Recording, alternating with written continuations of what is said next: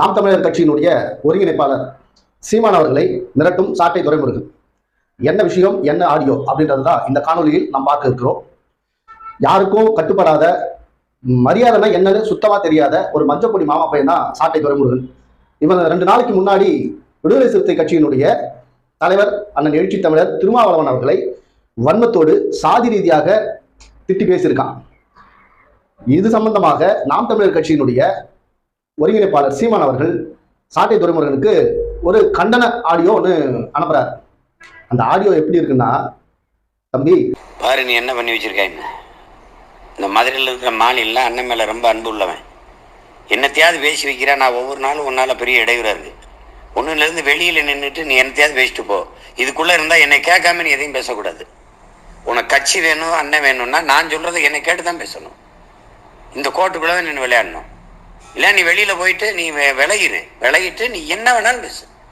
நாம் தமிழர்லேருந்து நான் விளைக்கிறேங்க, எனக்கு அதுக்கு இந்த சம்பந்தம் இல்லை, இது என்னுடைய தனிப்பட்ட கருத்து அப்படின்னு பேசினா நான் ஒன்றை பேச போகிறது இல்லையே. எதையாவது ஒன்றை பேசி விடுற, எதையாவது ஒன்றை செஞ்சு விடுற. அப்பெல்லாம் நம்ம கொள்கை இல்லைப்பா. திருமாவளவனை பேசுகிறதோ மற்றவங்களை விமர்சிக்கிறதோ அதெல்லாம் நம்ம கோட்பாடு இல்லை. அது சரியில்லையே. உனக்காக என்ன ரொம்ப சகித்துட்டேன், ரொம்ப பொறுத்துட்டேன். அது பார்த்துக்க, நீ தான் முடிவு எடுக்கணும். இது நல்லா இல்லை, அவ்வளோதான் நான் சொல்லுவேன். நீ விலகி நின்று என்ன வேணாலும் பேசு, எனக்கு ஒன்றும் இல்லை. நீ எங்கே போவியோ அது நீ தனியாக நின்றுக்கிட்டு இயங்கிட்டு நீ ஒரு வளையல் நடத்துவியோ அதெல்லாம் எனக்கு கவலை இல்லை. அதுவும் விருப்பம். இதுக்குள்ளே இருந்தால் நான் என்னுடைய இந்த கட்சி என்ன சொல்லுதோ அந்த விதிக்கு உட்பட்டு தான் வேலை செய்யணும். நீ உன்னை பேசி விட, அதுக்கு நான் பொறுப்பேற்க முடியாது தம்பி. பார்த்து பண்ணுங்க. சீமான் ஏன் சாட்டை துரைமுருகனை கண்டு அஞ்சுகிறார், பயப்படுகிறார்? நாம் தமிழர் கட்சியில பாத்தீங்கன்னா இந்த கட்சியை விட்டு விலக்கிறதெல்லாம் ரொம்ப சாதாரண விஷயம். ராஜீவ்காந்தி அவர்களாகட்டும், கல்யாண சுந்தரமாகட்டும், இன்னும் பல பேர் சீமானுக்கு ஒத்து வரவில்லை என்றால் பிடிக்கலன்னா கட்சியை விட்டு காரணமே இல்லாமல் நீக்கி விடுவார். அவங்க அதோட போயிடுவாங்க. ஆனால் சாட்டை துரைமுருகனை கட்சியை விட்டு நீக்கிறதும் தெரியாது, திருப்பி அவன் எப்ப கட்சிக்குள்ள வந்தாலும் தெரியாது. திடீர்னு ஒரு நாள் ஸ்டேஜில் நிற்பான். அதாவது கட்சி தலைவர்களை மதிக்கிறதே இல்லை. இவர் மட்டும் ஸ்டேஜில் நின்றுட்டு என்ன பண்ணுவார்னா, பெரியார் அவர்களை, கலைஞர் அவர்களை, ஜெயலலிதா அவர்களை, முதல்வர் அவர்களை, இப்படி அந்த வரிசையில் அண்ணன் திருமா அவர்களையும் இவர் ரொம்ப கடுமையா கொச்சையா திட்டுறது. சீமான் அவர்கள் அதை திட்டதை பார்த்து அன்னைக்கே கண்டிச்சிருந்தா இந்த நிலைமை வந்திருக்குமா? அவன் பேசுறத பார்த்துட்டு இந்த அறபோத சீமா கீழே உட்காந்து கைத்தட்ட இந்த சாட்டை துரைமுருகன், இந்த மஞ்சப்பொடி மாமாவுக்கு ஆஹா நம்ம நல்லா பேசுறோம் போல அப்படின்றத புரிஞ்சுக்கிட்டு இவன் இதையே பேசுறதா வாடிக்கையா வச்சிருக்கான். இதுக்கு முதல் காரணம் சீமான் தான். சீமான் முதல்ல அறிவுரை சொல்லியிருக்கணும். கொள்கைனா என்னன்னு அந்த கட்சியில புரிய வச்சிருக்கணும். நீ இப்படிதான் பேசணும், இந்த வரையறைக்குள்ளதான் நீ பேசணும் அப்படின்னு சொல்லியிருந்தா இந்த நிலைமை இன்னைக்கு வந்திருக்குமா சீமான் உங்களுக்கு? நீயே முதல்ல ஒழுங்கா பேசுறது இல்ல, அவன் உன்னை ஃபாலோ பண்றான், அவன் எப்படி ஒழுங்கா பேசுவான்? அதுக்கப்புறம் சீமான் கட்சியில இருந்து எல்லாரையும் விளக்கினாரு இல்லையா? ஆனா யாரையும் எந்த ஒரு பயம் இல்லாம டக்கு போங்கப்பா அப்படின்னு ஒரு லெட்டர் பேட் மட்டும் வெளியே ரிலீஸ் பண்ணுவாரு. அதோட அவ்வளவுதான், அவங்க வெளில போயிடுவாங்க. ஆனால் சாட்டை துரைமுருகனுக்கு மட்டும் இந்த வாட்ஸ்அப் ஆடியோ அனுப்ப வேண்டிய அவசியம் என்ன? அவர் கேட்கிறாங்க, அது எப்படி சொல்றதுன்னா சீமானா இது அப்படின்ற மாதிரி இருக்கு. ஏன்னா போலியான நபராக இருந்தாலும் சீமான் ரொம்ப ஒரு மாதிரி பேசுவார் ஆவேசமா. இதை நம்பித்தான் அந்த தம்பிகள் எல்லாரும் அவர் பின்னாடி நிற்கிறதுக்கு காரணமே. ஆனால் இவரை நம்பி அவங்க இருக்கிறாங்க, ஆனா சாட்டை துரைமுருகனை நம்பிதான் சீமான் இருக்கிறாருன்றது நமக்கு இந்த விஷயம் புரிய வந்திருக்கு. என்னன்னா, தயவு செஞ்சு உங்களை கெஞ்சி கேட்கிறேன், நீங்க தயவு செஞ்சு உங்களை கெஞ்சி கேட்கிறேன், இப்படி பரிவான வார்த்தைகளை போட்டு இந்த கட்சியில இருந்து நீங்க வெளியில போயிடுங்க ஐயா, எனக்கு ரொம்ப தொல்லை கொடுக்காதீங்க, கம்பெனிக்கு நீங்க ரிசைன் பண்ணிட்டு வெளில போங்க அப்படின்னு பம்பறதுக்கான காரணம் என்னன்னா, சீமான் அவ்வளவு யோகியமான ஆள்லாம் கிடையாது. சீமான் யோகியமான ஆள் கிடையாது. சாட்டை துரைமுருகனும் நேர்மையான ஆள் கிடையாது. சாட்டை துரைமுருகன் இந்த பக் கேமராஸ், இந்த பக் ஆடியோ, இந்த மாதிரி விஷயத்துல கில்லாடி அவன். இவர் என்ன பண்ணியிருப்பான்னா, இந்த சீமானுடைய ஏதோ ஒரு ரகசியம் ஆடியோவாகவோ அல்லது வீடியோவாகவோ துரைமுருகன் கிட்ட இருக்கு. இதனால் தான் சீமான் துரைமுருகனை எதுவும் செய்ய முடியாமல் கையறுபட்ட நிலையில் இப்படி கத்திக்கிட்டு இருக்காரு. ஆனால் சாட்டை துரைமுருகன் இதை பத்தி எல்லாம் கவலையே படல. நீ வேணா கட்சியை விட்டு கம்பெனி விட்டு ரிசைன் பண்ணிட்டு போ, கட்சியை நான் வழி நடத்திக்கிறேன் அப்படின்ற நிலைமையில் தான் சாட்டை துரைமுருகன் ரொம்ப திமிராகவும் சுத்திட்டு இருக்காரு. அது அவங்க கட்சியோட விஷயம். ஆனால் மாமா பையன் மஞ்சளை போட்டு வை, நான் நக்கறேன் அப்படின்னு சொன்ன ஒரு மானங்கெட்ட எச்ச பையன் தான் அந்த சாட்டை துரைமுருகன்.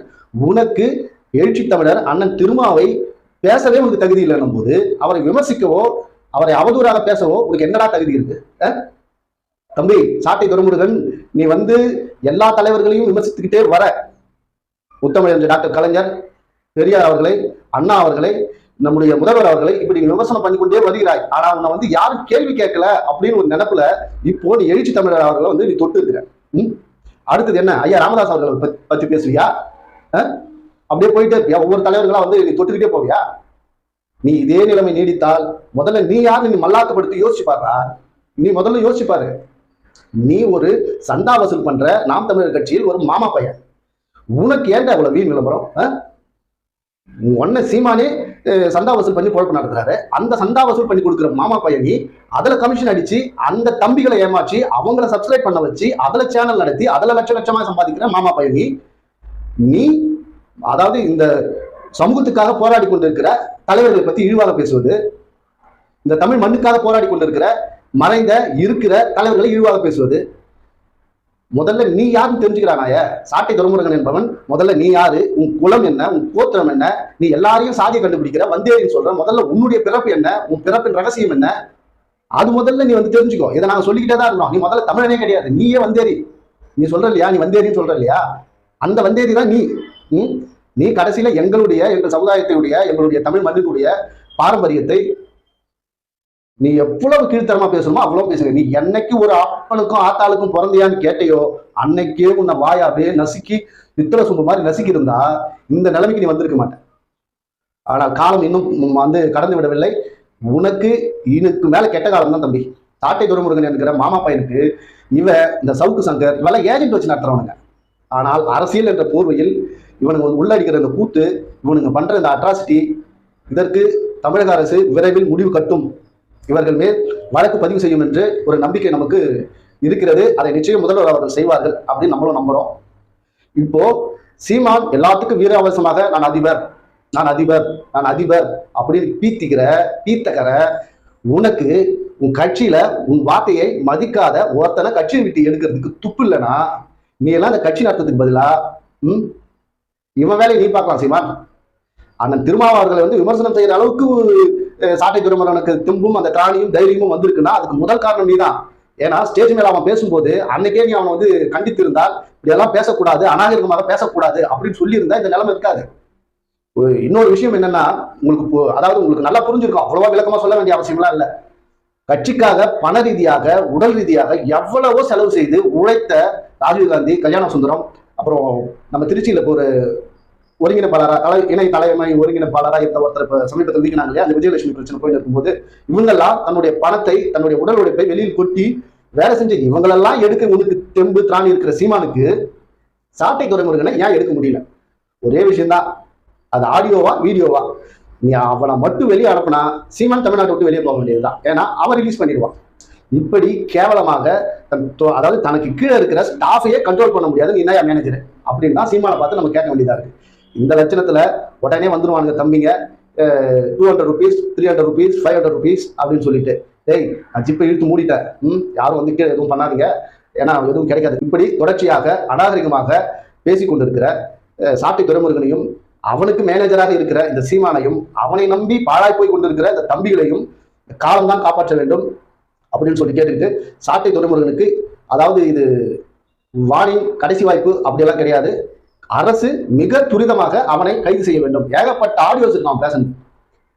பொது அமைதிக்கு குந்தகம் விளைவித்தல், சாட்டை துரைமுருகன் மேல இத்தனை வழக்குகள் போடலாம். பொது அமைதிக்கு குந்தகம் விளைவித்தல், சாதிய ரீதியாக மோதலை உண்டாக்குதல், மத ரீதியாக இன ரீதியாக இப்படி எல்லா விஷயத்திலும் அவதூறாக பேசுதல், இப்படி அவனுடைய ஆடியோவை எடுத்து பார்த்தா அவன் மீது வழக்கு பதிவு செய்யக்கூடிய எல்லா சாத்தியக்கூறுகளும் இருக்கு. ஆனால் அரசு அதை உடனடியாக பரிசீலனை செய்து முதல்ல அவனை உள்ள வச்சிங்கன்னா அவன் அடுத்த தடவை வரமாட்டான். ஏன்னா போன தடவை ஒழுகுது, அழுவி போச்சு, இப்படியெல்லாம் பேசிக்கிட்டு இருந்தவன் இந்த தடவை உள்ள போனா அதோட கொஞ்சம் அடங்கி இருப்பான் அப்படின்றது தான் நம்முடைய கருத்து. தொடர்ந்து நம்மோடு இணைந்திருங்கள். கண்ணை நம்பாதே நாட் நாட் செவன். நம்ம சேனல் உங்களுக்கு பிடிச்சிருந்தா லைக் பண்ணுங்க, ஷேர் பண்ணுங்க, சப்ஸ்கிரைப் பண்ணுங்க, மறக்காம பெல் பட்டனை கிளிக் பண்ணுங்க. நன்றி, வணக்கம்.